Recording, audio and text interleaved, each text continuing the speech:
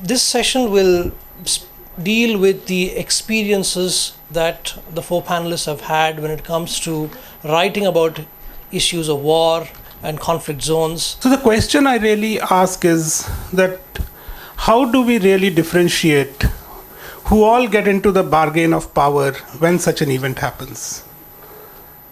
So that's what I'm probing. And I see the effects of 84 continuing at least in Punjab until now. In fact, if we look at the states of the country and we look at their histories, every region in the country which has had a wave of separatism of whatever kind, I think only Mizoram and to some extent Tripura has healed.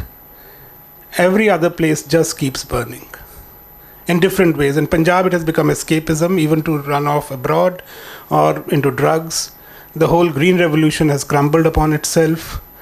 So there are multiple tragedies in Punjab, and I'm like tackling some of those in my next works.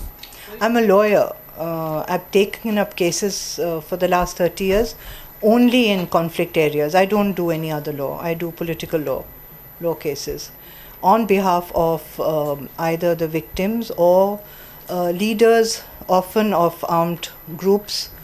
So I represent them. And my books, around I think 12 now, all of them are in a sense a continuation of my arguments in court. I mean, the two I see as together. And I'm not trying to be objective, the kind of objectivity that I learned as a journalist or as a social scientist, of seeing two sides. That doesn't mean that there is no objectivity. I'm just trying to define it because I'm giving it to him next. So that kind of, I do not pretend to be objective. I am taking sides in all the books. But perhaps unlike Amandeep, I feel I am Indian. I have taken a side that I am Indian. I've never ever said that I'm not. Yet my India is not the official India. And so therefore, like the Delhi riots we took up in 84, that was interviews and trying to capture the moment when a community was absolutely, did not feel like a minority, although they were a small community, became a minority. We actually captured it in our interviews of how that moment happened. Most prevalent, I think, attitudes. I put myself, hopefully, more in the first category.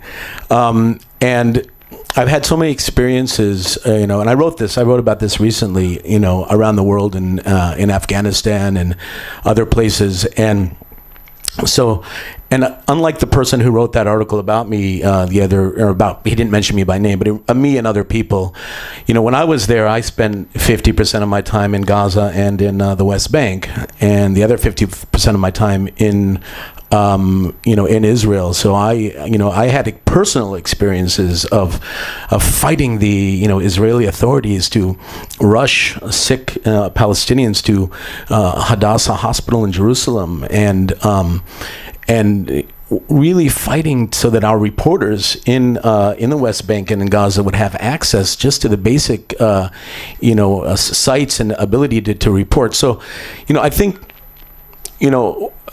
overall, it used to be that the major news organizations would not appoint Jewish bureau chiefs to Jerusalem for fear that there would be sort of a bias, or maybe the opposite would be true, that they'd be trying so hard to prove they weren't biased that they'd be too pro-Palestinian.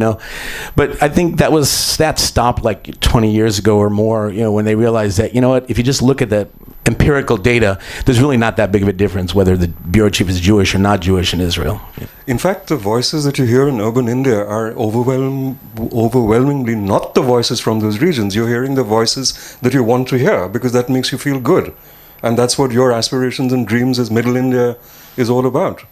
So, in fact, when people like me, and I'm merely adding to bodies of work. I'm not claiming in any way or at any time that my work is exclusive. It is exclusive to that book, but I'm merely adding to an extended body of work, which continues, started far before me and will continue way, I hope, with younger people, way after we are done. And that's the whole point. What is happening is that I think people are getting impatient about not being heard. So in the Northeast, thank God for the internet and social networking. I think what has happened is that Northeastern India has told mainland Indian media that go to hell, piss off, we don't need you. We've got the internet, we'll get our blogs, we'll get our communities, we'll get our voices heard. Okay?